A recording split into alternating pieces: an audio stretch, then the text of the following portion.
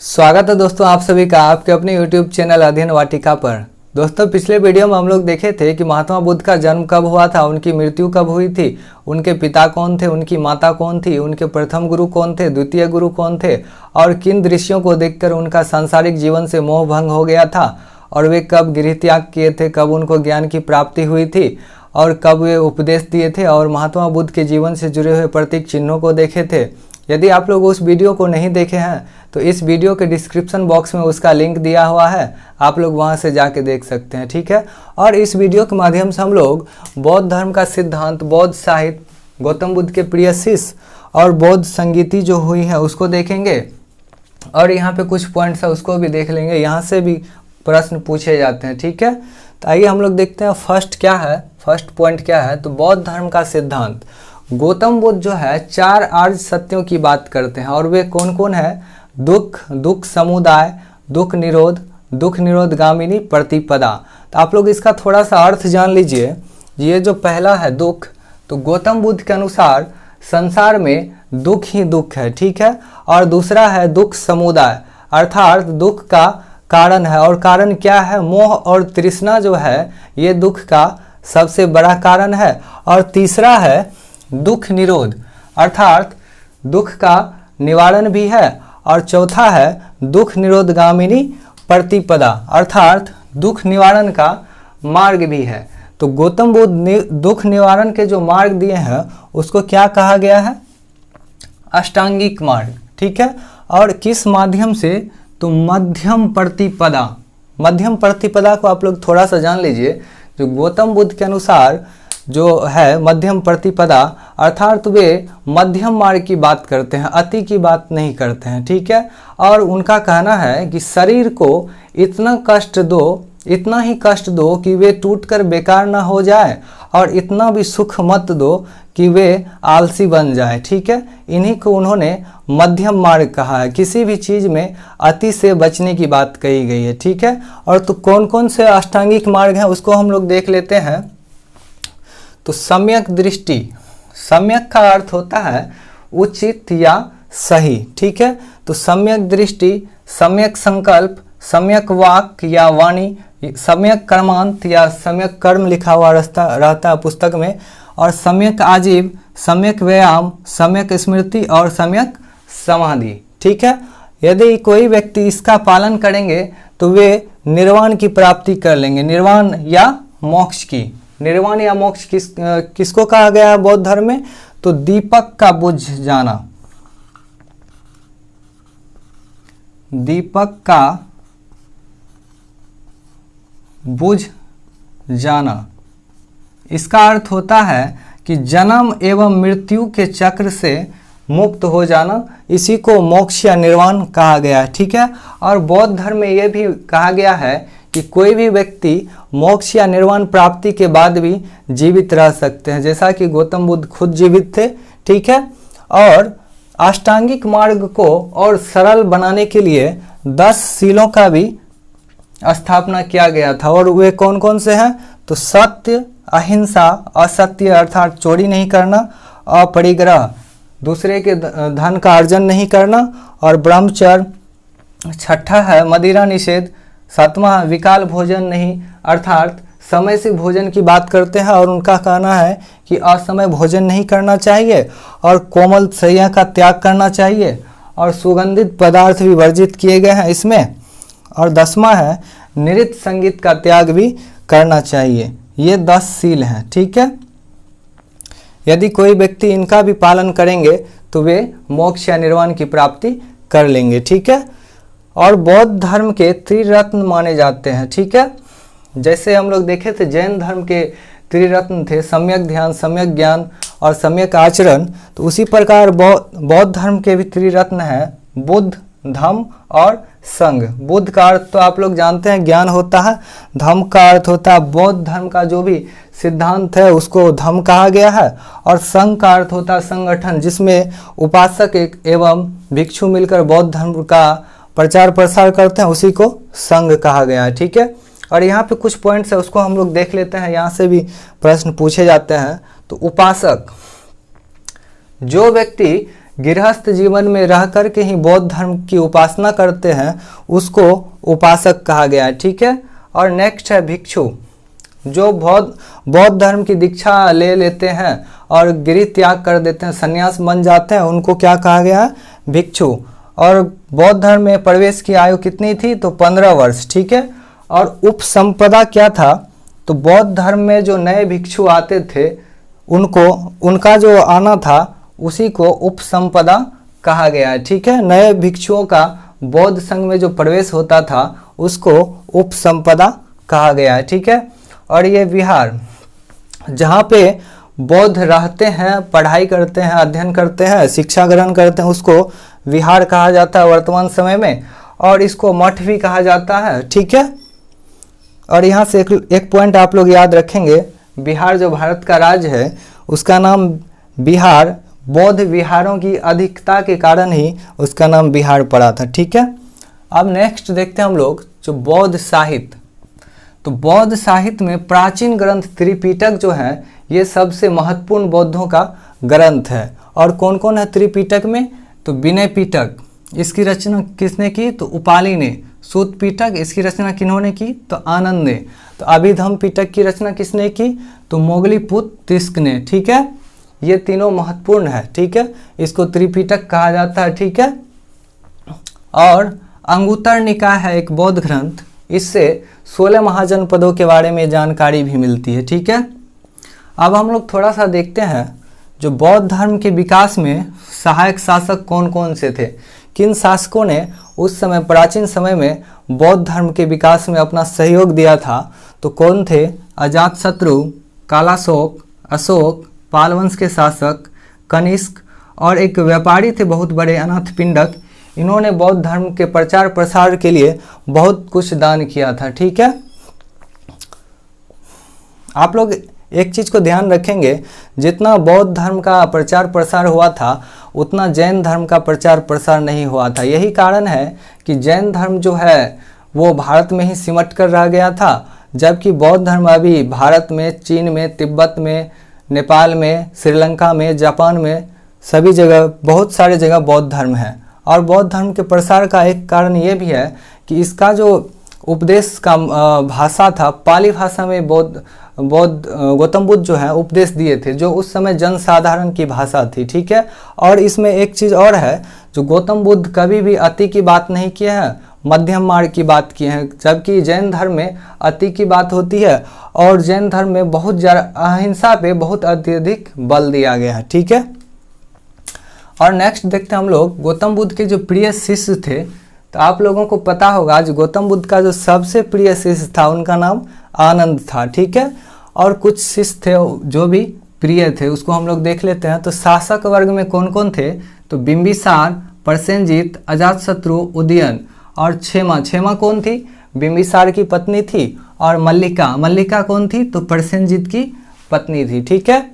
और नगर बधू आम्रपाली, ये भी प्रिय शिष्या थी, इसके बारे में हम लोग पिछले वीडियो में भी अध्ययन किए थे। और चिकित्सक जीवक जो थे ये भी प्रिय शिष्य थे। और सहायक आनंद, ये सबसे प्रिय थे। और महात्मा बुद्ध जो उपदेश देते थे तो वे आनंद को ही संबोधित करके उपदेश दिया करते थे। ठीक है। और कर्मकार जो थे चुंद नामक लोहार थे, ये भी प्रिय थे। और इनके बारे में कहा जाता है कि इन्होंने ही गौतम बुद्ध को सूअर का मांस खिलाया था, जिसके बाद उनकी मृत्यु हो गई थी। ठीक है। और डाको उंगलीमाल, ये भी गौतम बुद्ध के बहुत प्यारे शिष्य थे। आप लोग तो इसको बचपन से ही जानते हैं, कहानी के रूप में पढ़े थे। मैं तो ठहर गया, तुम कब ठहरोगे, बहुत ही बड़ी लाइन थी ये। ठीक है। और नेक्स्ट पॉइंट देखते हैं हम लोग, जो अंतिम उपदेश जो दिए थे गौतम बुद्ध, किसको दिए थे? तो सुबद्ध को दिए थे। ठीक है। और पुष्यमित्र शुंग जो है इसको बौद्धों का उत्पीड़क कहा जाता है, क्योंकि इन्होंने बहुत सारे बौद्ध भिक्षुओं का कत्ल करवा दिया था और ये शैव धर्म को मानने वाले थे। और शशांक जो थे गौड़ शासक थे, इन्होंने मूल जो बोधि वृक्ष था उसको कटवा दिया था, जिसके नीचे गौतम बुद्ध को ज्ञान की प्राप्ति हुई थी, उसको शशांक ने कटवा दिया था। ठीक है। और नेक्स्ट है बुद्ध के उपदेश की भाषा क्या थी? तो पाली भाषा जो थी उस समय जनसाधारण की भाषा थी, जिनके कारण बौद्ध धर्म का बहुत ही ज़्यादा प्रचार प्रसार हुआ था। ठीक है। और नेक्स्ट है भगवान बुद्ध की मृत्यु के बाद उनके अवशेष को 8 भागों में बांटा गया और उन 8 भागों पे स्तूप का निर्माण किया गया। ठीक है।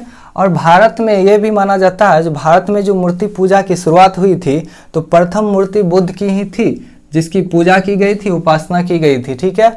और महात्मा बुद्ध की जो मूर्ति बनी थी सर्वप्रथम, तो वो महायान शाखा के अंतर्गत बनी थी। ठीक है। और बौद्ध धर्म जो है आत्मा में विश्वास नहीं करता है। ठीक है। और बुद्ध का मैत्रेय एवं एक अनाम बुद्ध का अवतरण बाकी है। बौद्ध ग्रंथों के अनुसार मैत्रेय नाम से एक बार फिर बुद्ध का जन्म होगा और उसके बाद एक और बुद्ध का जन्म होगा जिसका नामकरण अभी नहीं किया गया। ठीक है। और जातक में बुद्ध धर्म के पूर्व जन्म की कहानी मिलती है। जातक सूत पिटक के खुद्दक निकाय का 10वां भाग है। ठीक है। उसी का एक भाग है जातक, उसमें बुद्ध के पूर्व जन्म की कहानी लिखी गई है। ठीक है। अब हम लोग बौद्ध संगीति देख लेते हैं, कब हुई थी, किसके समय में हुई थी और कहाँ हुई थी। ठीक है।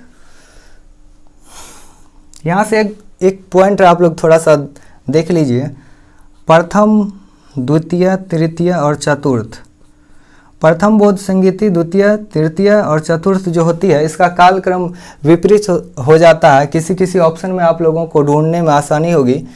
तो पहला जो हुआ था वो 483 ईसा पूर्व में, उसका 4 याद रखिएगा। दूसरा जो हुआ था 383 ईसा पूर्व में, उसका 3 याद रखिए। और तीसरा जो हुआ था 255 या 250 भी ऑप्शन 250 भी बहुत जगह है, तो आप लोग दोनों याद रखेंगे। तो वे कब हुआ था, 255 ईस्वी याद रखिएगा, उसका 2। और चौथा जो हुआ था अंतिम, ईसा की प्रथम शताब्दी में हुआ था। ये विपरीत हो जाता है। ठीक है। इसको थोड़ा सा आप लोग ध्यान दे देंगे। ठीक है। और हम लोग यहाँ देखते हैं जो कब क्या हुआ था। ठीक है।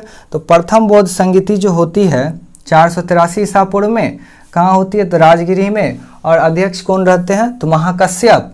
और किसके शासनकाल में होती है, तो अजातशत्रु के शासनकाल में।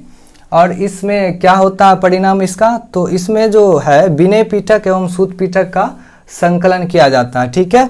और दूसरा बौद्ध संगीति कब होती है, तो 383 ईसा पूर्व में। और कहाँ, तो वैशाली में। और अध्यक्ष कौन रहते हैं, तो सवाकामी। ठीक है। और किसके शासनकाल में, तो कालाशोक के शासनकाल में होता है। और यहाँ पे क्या परिणाम होता है, तो बौद्ध धर्म महासंघिक और थेरवाद में विभाजित हो जाता है। ठीक है। और नेक्स्ट है तृतीय बौद्ध संगीति 255 ईसा पूर्व में होती है। और कहाँ होती है, तो पाटलिपुत्र में। और इसके अध्यक्ष कौन थे, तो मोगलीपुत्र तिस थे। और किसके शासनकाल में, तो अशोक के शासनकाल में। ठीक है।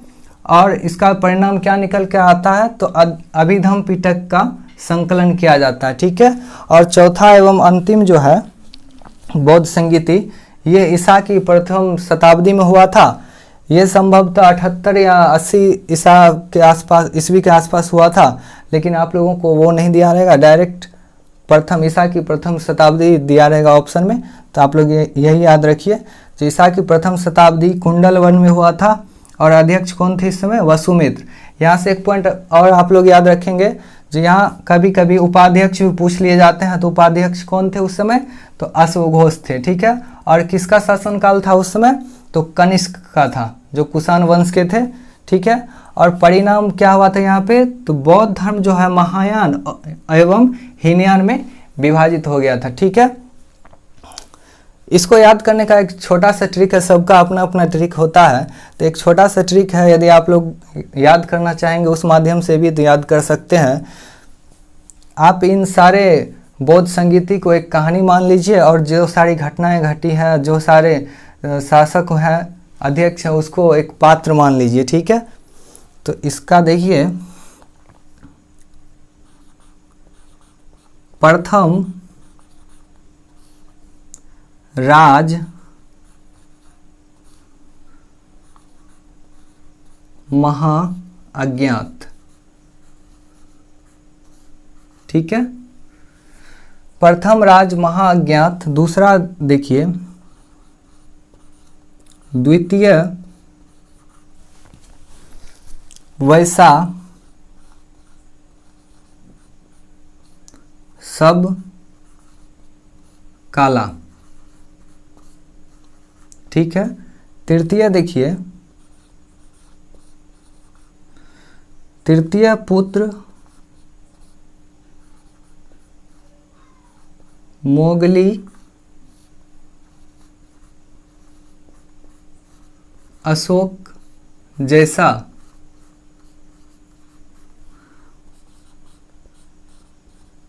चौथा वन में मित्र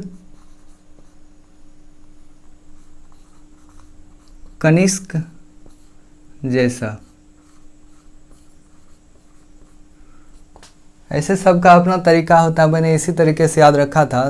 प्रथम राज महाज्ञात, द्वितीय वैसा सब काला, तृतीय पुत्र मोगली अशोक जैसा, चौथा वन में मित्र कनिष्क जैसा। ठीक है, आप लोग थोड़ा सा इसको देख लीजिए। प्रथम बौद्ध संगीति प्रथम हो गया, ठीक है।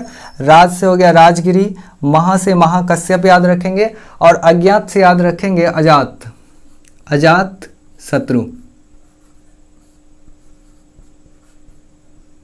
ठीक है, और दूसरा द्वितीय वैसा, वैसा से याद रखेंगे वैशाली, सब से याद रखेंगे सावाकामी, और काला से याद रखेंगे कालाशोक। कालाशोक को काकवर्ण भी कहा जाता है, आप लोग याद रखेंगे, वे बहुत ही काले थे जिसके कारण उनको काकवर्ण भी कहा गया। ठीक है, और तृतीय देखिए तृतीय पुत्र, तो यहाँ से याद रखेंगे पाटलिपुत्र मोगली अशोक जैसा। मोगली पुत्र 30 जो थे अध्यक्ष थे, मोगली पुत्र अशोक जैसा, अशोक के शासनकाल में। ठीक है, चौथा वन याद रखिएगा, यहाँ से कुंडलवन में मित्र, तो वसुमित्र याद रखिएगा अध्यक्ष, और किसके जैसा, कनिष्क जैसा, कनिष्क के शासनकाल में। ठीक है, इसको आप लोग चाहे तो याद रख सकते हैं।